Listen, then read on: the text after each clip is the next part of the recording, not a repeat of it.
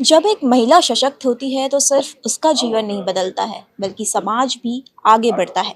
सशक्त नारी सिर्फ एक पहचान नहीं है बल्कि समाज में बदलाव की प्रेरणा होती है, क्योंकि वो हर बंधनों को तोड़कर नई इबारत लिखती है। चाहे फिर अंतरिक्ष की ऊंचाइयां हो, खेल का मैदान हो, कॉरपोरेट की दुनिया हो, महिलाएं अपनी काबिलियत से हर क्षेत्र में इतिहास रच रही हैं।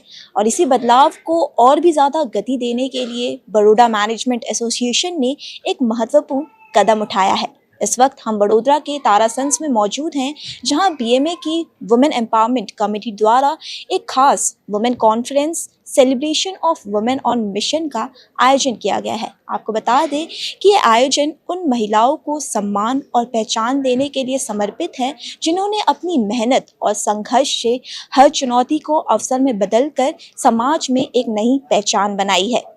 बड़ौदा मैनेजमेंट एसोसिएशन द्वारा women conference celebration of women on mission का आयोजन किया गया। इस सम्मेलन का उद्देश्य महिलाओं के योगदान को पहचान देना और उनकी उपलब्धियों को सम्मानित करना था। इस कार्यक्रम में ऑस्कर नामांकित फिल्म लापता लेडीज की लेखिका और एवरेस्ट की ऊंचाइयां छूने वाली साइकिलिस्ट सहित कई जानी मानी हस्तियां शामिल रही। उन्होंने अपने संघर्ष और सफलता की प्रेरणादायक कहानियां साझा की, जो महिला सशक्तिकरण की दिशा में एक महत्वपूर्ण संदेश साबित हुई। कार्यक्रम के दौरान महिलाओं की नेतृत्व क्षमता, सामाजिक बाधाओं को तोड़ने की उनकी हिम्मत और समाज में बदलाव लाने की उनकी भूमिका पर गहन चर्चा हुई। यह आयोजन न केवल प्रेरणा का स्रोत बना, बल्कि महिलाओं को आगे बढ़ने के लिए एक नया दृष्टिकोण भी प्रदान किया गया। तो चलिए अब बीएमए की चेयरपर्सन डॉक्टर मंगला चौहान से जानते हैं इस आयोजन के बारे में और भी ज़्यादा विस्तार से। तो मैम, सबसे पहले बहुत बहुत स्वागत है आपका वीएनएम टीवी पर। तो हमारे दर्शकों को ये बताइए कि आज के इस आयोजन का मुख्य उद्देश्य क्या है। इस अच्छे इवेंट को जो वुमेन कॉन्फ्रेंस, इसका उद्देश्य एक ही है कि आप देख सकते हैं कि celebration of women on mission, that means कि जो एम्पावर्ड वुमेन है, जो ऑलरेडी सशक्त महिला है, वो इस डायस पे आ रही हैं। जो दूसरी महिलाएं हैं जो उस जर्नी में है, एम्पावर होने की जर्नी में है, उनको ये बताने के लिए कि उन्होंने क्या चैलेंजेस लाइफ में लिए, क्या बैरियर ब्रेक किए, किस तरीके से उनको कठिनाइयाँ आई, उनको जो जीवन में पाना था वो किस कठिनाइयों के बाद उन्होंने प्राप्त किया है। ये एक प्लेटफॉर्म है जो बड़ौदा मैनेजमेंट एसोसिएशन की वुमेन एम्पावरमेंट कमेटी दे रही है। मेरी टीम आप देख सकते हैं मेरे साथ है, क्योंकि किसी भी आयोजन को सफल बनाने में उसकी पूरी टीम का योगदान होता है। तो मेरी टीम का इसमें बहुत बड़ा योगदान है। और जो इसमें स्पीकर आ रहे हैं उसमें लापता लेडीज जो ऑस्कर नॉमिनेटेड मूवी है उसकी राइटर हैं निशा कुमारी, जो हमारे वडोदरा का गर्व है, गौरव है, साइकिलिस्ट एवरेस्टर है, वो हैं। स्पीकर्स भी जो है वो ऐसे ऑर्गेनाइजेशन इंस्टीट्यूशन के हैं जैसे इसरो के हैं, जो इसरो के नासा के साथ कोलेबरेशन करके जो प्रोजेक्ट में काम कर रही हैं लेडीज़। IIM अहमदाबाद की प्रोफेसर्स हैं। देन बहुत सारे और भी, आप जैसे जैसे ये आयोजन आगे बढ़ता जाएगा आपको विस्तार से सब चीज़ें पता चलते जाएंगी। और इसका मुख्य उद्देश्य यही कि बड़ौदा में महिलाओं में टैलेंट की कमी नहीं है, सशक्तिकरण की आवश्यकता उस स्तर पर नहीं है। बस उनको सिर्फ ये बताना कि उनमें जो ऑलरेडी हिडन पोटेंशियल है उनको किस तरीके से और आगे बढ़ा जा सकता है। क्योंकि आज आप देखेंगे तो बड़ौदा की जो हमारी बेटियां हैं, हमारी महिलाएं हैं, वो अंतर्राष्ट्रीय स्तर तक पहुंच चुकी हैं। तो वो प्लेटफॉर्म, ये सब चीज़ें जो ऑलरेडी पहुंची हुई, जो इंडिया लेवल से हैं, उनको बड़ौदा की महिलाओं से कनेक्ट करने के लिए तो आपसे निवेदन है कि आप जो हमारे गेस्ट ऑफ ऑनर आ रहे हैं उनसे भी पूछिए कि उनको हमारे बड़ौदा आके कैसा लगा, और यहाँ पर जो इतने अच्छे पार्टिसिपेंट्स हैं, इंटेलेक्चुअल हैं, बुद्धिजीवी वर्ग से महिलाएं हैं, उनको कैसा लगा।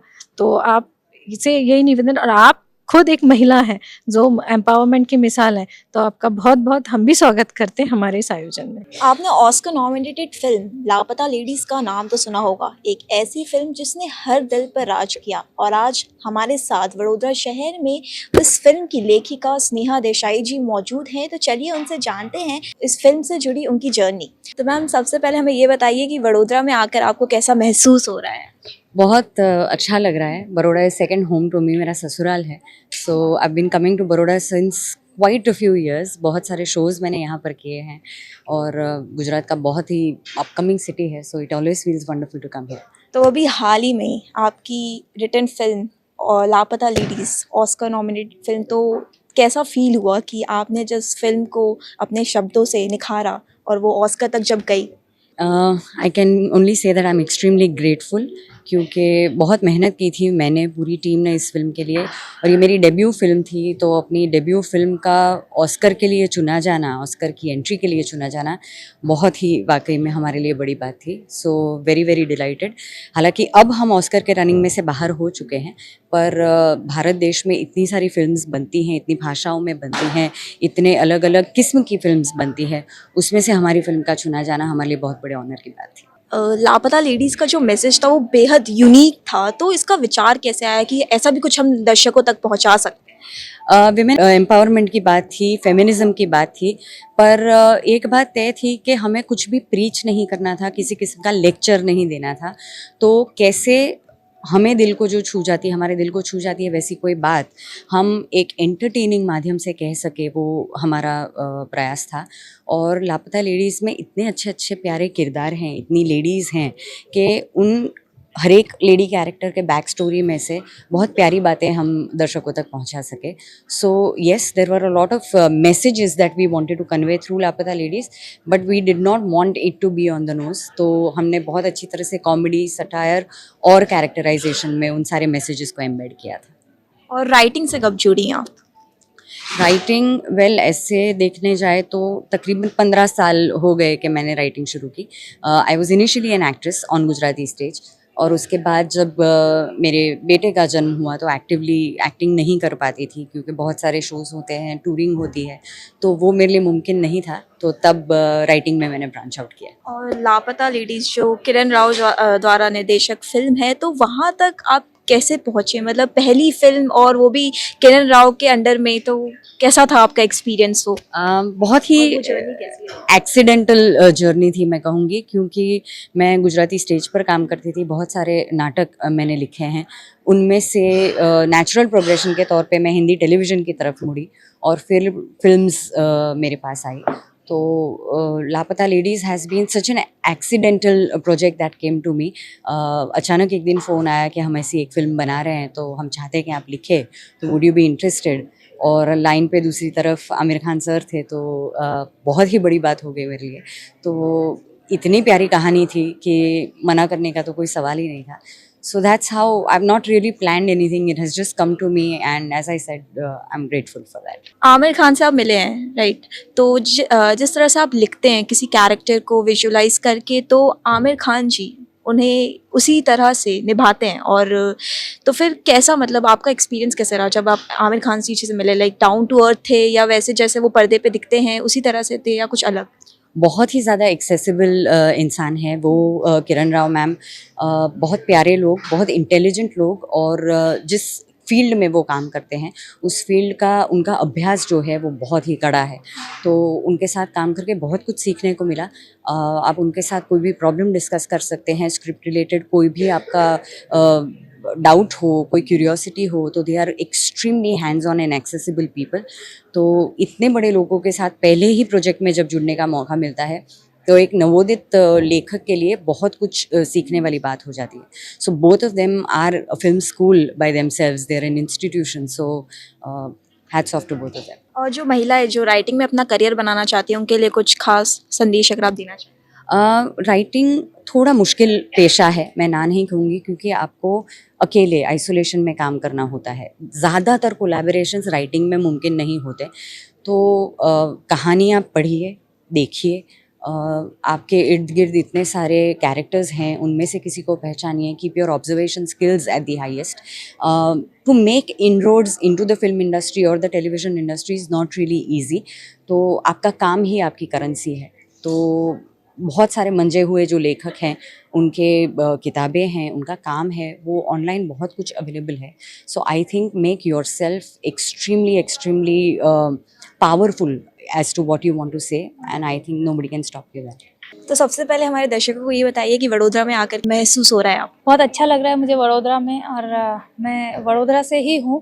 तो जो भी मैंने यहाँ पे अचीवमेंट किया, लोगों का जो प्रोत्साहन मिला, बहुत अच्छा लगता है वहाँ पे। तो आप जैसा कि एक साइकिलिस्ट हैं, एवरेस्ट तक आपने वो ऊंचाइयाँ छुई है, तो कैसे विचार आया कि आप एक महिला होकर ये सब भी कर सकते हैं? 17 मई 2023 को मैंने माउंट एवरेस्ट क्लाइम किया था। उससे 7 साल पहले जब मैं स्कूल्स में छोटे छोटे बच्चों को सेल्फ डिफेंस सिखाने जाती थी, स्पेशली गांव के जो स्कूल्स हैं, वागोड़िया, आजवर, मास्टर्स करते वक्त, तो वहाँ पे एक टीचर ने मुझसे, एक प्रिंसिपल सर ने मुझसे ऐसा सवाल पूछा था कि आपने स्पोर्ट्स की फील्ड में क्या अचीव किया है जो आप बच्चों को स्पोर्ट्स के लिए मोटिवेट कर रहे हो और आगे बढ़ने के लिए मोटिवेट कर रहे हो।